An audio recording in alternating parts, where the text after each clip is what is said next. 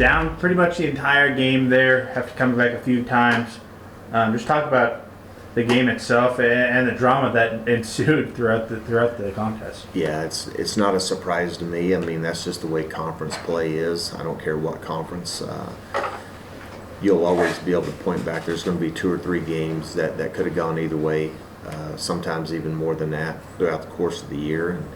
And it's very competitive. I've said this since media days that anyone in our conference can win this league. It's from top to bottom. There's a lot of parity, and I think you've witnessed that throughout the course of the conference race. There's been some highly competitive games all the way across the board. So nothing surprises me when it comes to that.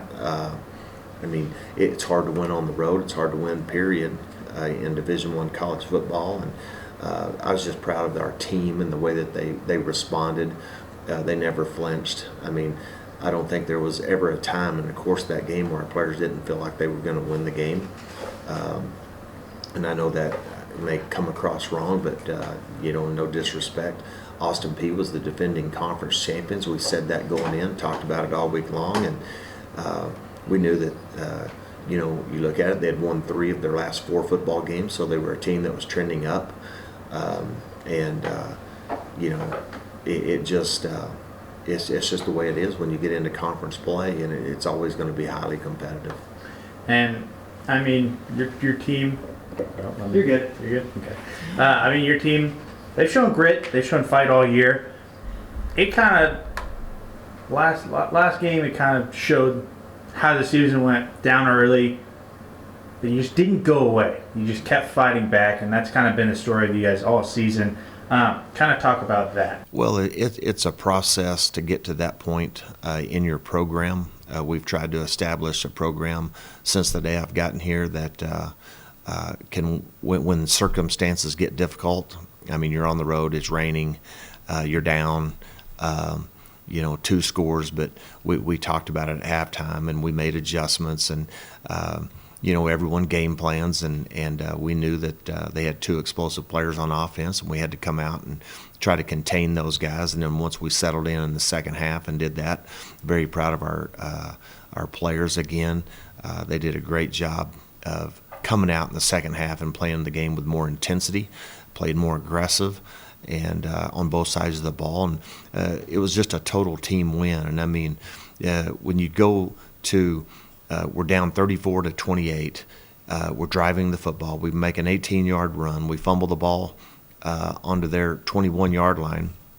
Our defense goes out, gives up 8 yards, play 1, and then comes back and stops them on a 3-and-out. Tremendous play by Elijah Moffitt coming off the edge for a TFL for 2 yards to get them in 3rd and 4. They gain 2 yards on 3rd and 4. Now we get off the field, and then 4th down and 9.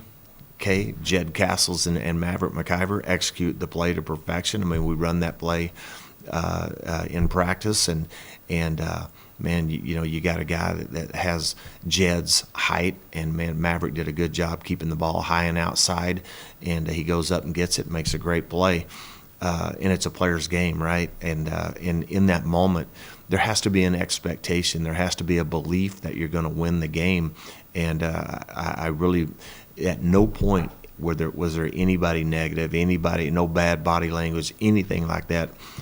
In the course of that football game, our players have an expectation to win, and it doesn't matter who we're playing, or they're never going to be out of the fight. They're going to keep going. They're going to try to play 60 minutes and then some. So again, very proud of those guys. It was a total team effort. And going back to that last drive, I mean, at one point it's 3rd and 10. Maverick throws it up to Blaine. Blaine makes a great catch once again. Then you go to Jed. Jed makes a great catch in the end zone. I mean, it seemed like it was those key players that have been there all season really seemed to step up, whether it was Sam, whether it was Maverick, Blaine, Jed, all those guys kind of came to fruition that last week that, all right, we're going to step up, we're going to take over the game, and we're going to win this, especially on the defense as well. I like Elijah. How good is it to see those guys, when the chips are really down, kind of take the team on their back and kind of do what they've done? That's right.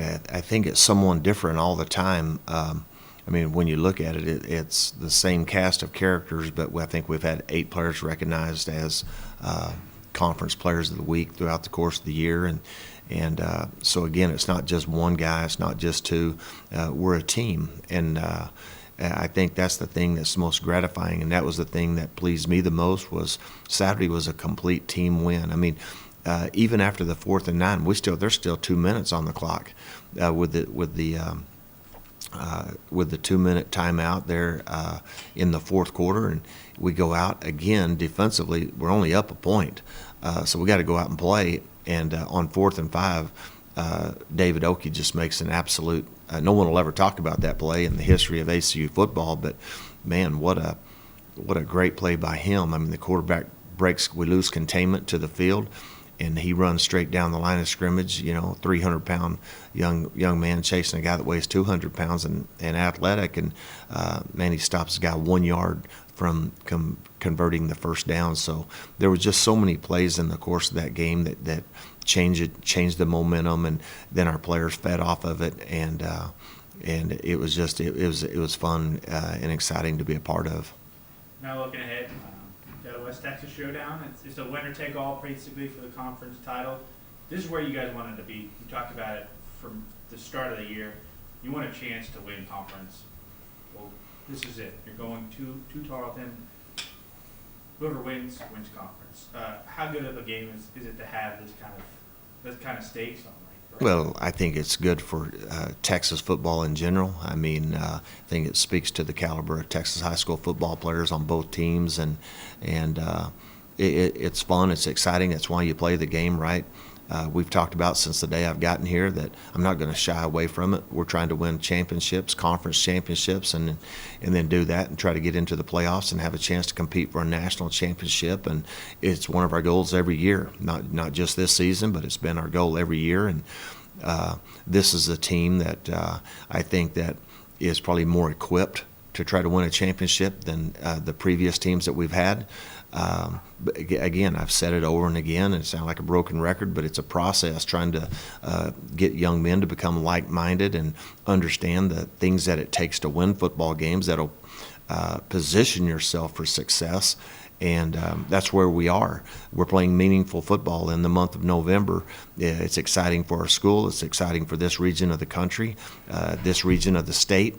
And, man, we're just excited and look forward to a great game. And, I mean, you guys already had the history of Tarleton. They're an hour and a half away. They're your closest game. How much fun is this game going to be? Because the rivalry, the history, and you had a chance to win a conference title in that. How exciting is that for your fans, for your players, for everyone here? I think it's great for the fans. I think for us, it's you don't really focus on all those things. You really focus on what it takes to win a football game. And I think that's what I love about this team. I mean, we have a process, we have a preparation, we have a way that we go about preparing each and every week, and it's about doing those things that it's going to take to win a football game. If you get caught up in all the other stuff, then your mind's not in the right place. And I know that sounds like coach speak, but at the end of the day, you have to be able to go out and you have to execute, and you got to be able to perform at a high level. And if you do that, you'll position yourself and give yourself a chance to win.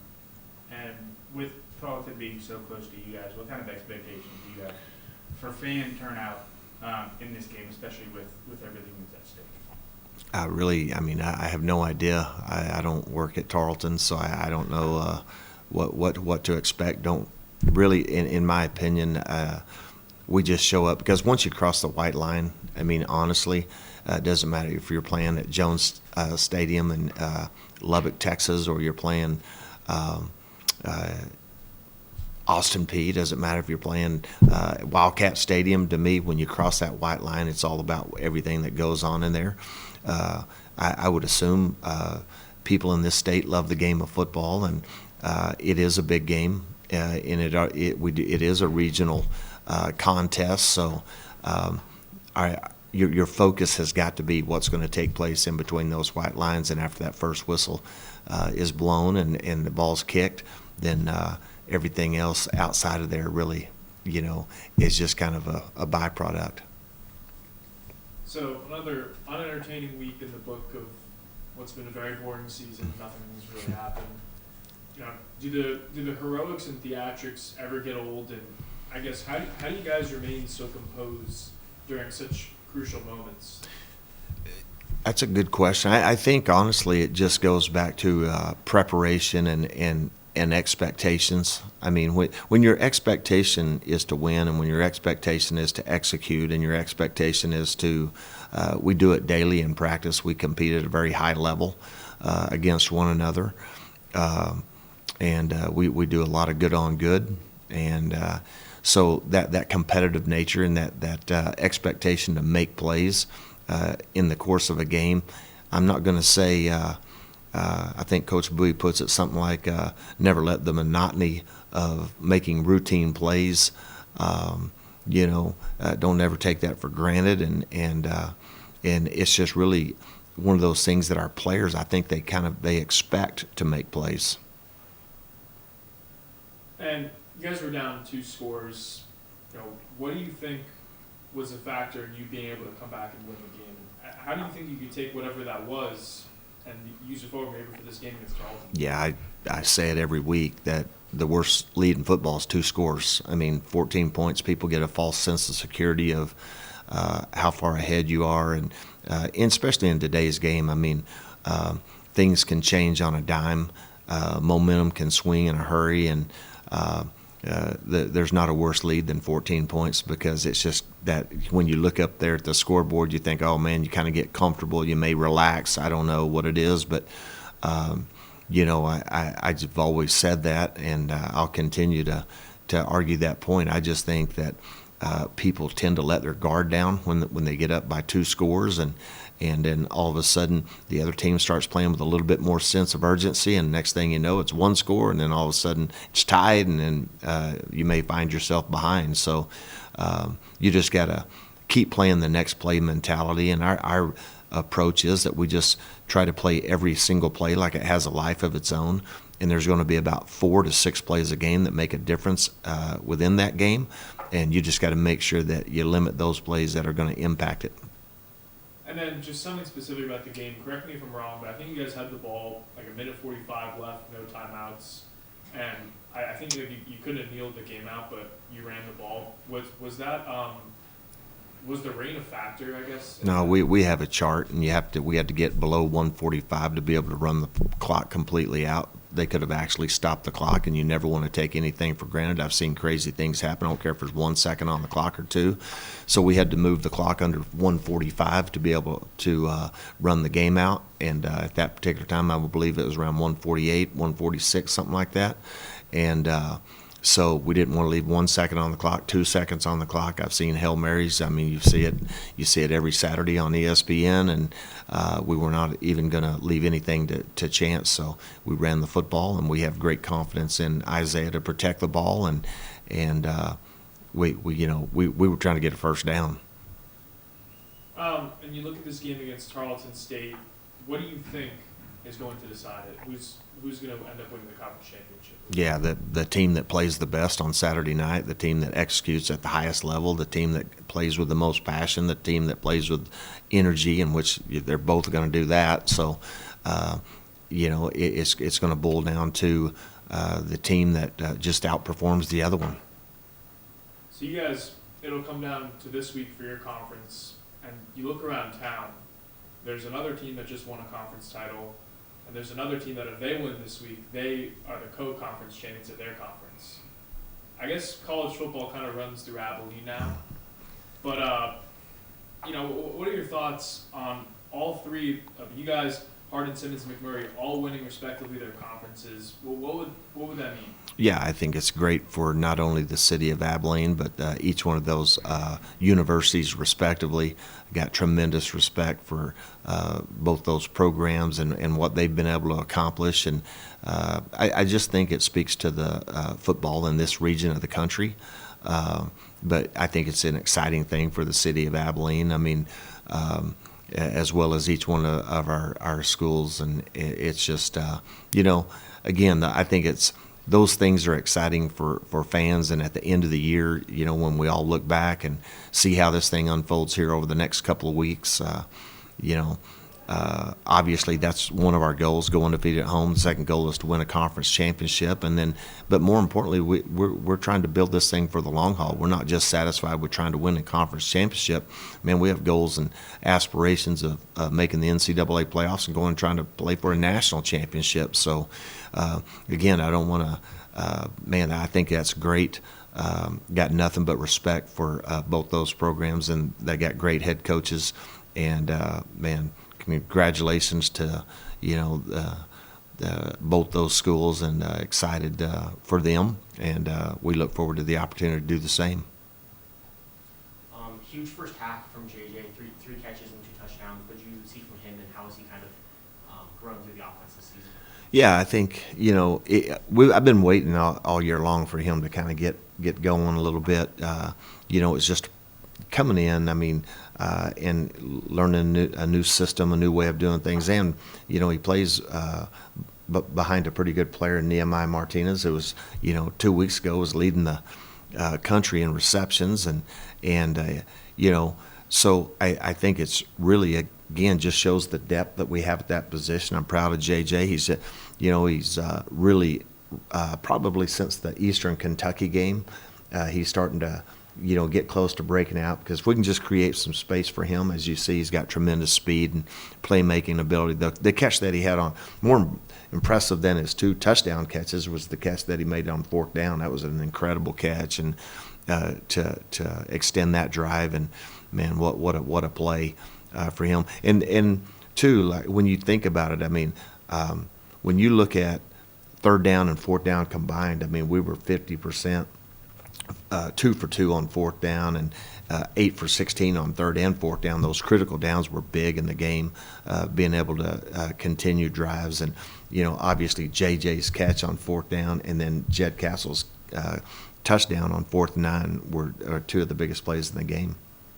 You talk about, taking what the defense gives you and just looking at what you're seeing. Has there been anything specific that you've seen consistently for your teams trying to counter your offense? I think it's like, you gotta. I see teams trying to mix it up, a little bit, and bring pressure, don't bring pressure. The problem that I see in defending our offense, it's just like, who do you try to take away? You got multiple running backs, you have tight ends, you got inside receivers, outside receivers that make plays, and I think that's why you see someone different every week step up, because if you focus on taking away Blaine Taylor, then all of a sudden the inside guys break free and open up. If you're taking away, the run game, now all of a sudden you got to do something to break yourself down in coverage. So again, I think just the multifacet of the number of players that have the ability to hurt you and make plays is probably the biggest challenge. You mentioned, your team always believing they were going to win that game and never flinching despite the deficit. What were also your biggest takeaways from Saturday's game? Yeah, again, I thought the grit that we showed to just hang in there and just keep playing the next play mentality. I thought the total team win. We gave up 100 yards on defense in the second half. Started it out with, we had critical 4th down stop. We had, I think, 4 3-and-outs, if I'm not mistaken. So, again, it was just absolutely just the polar opposite of the first half.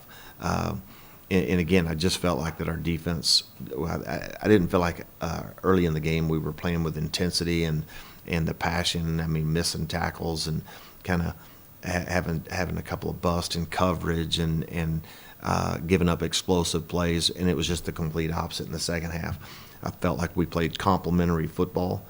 I knew that if we could just get out there and get some momentum, get some stops, that our offense would eventually, be able to continue to score.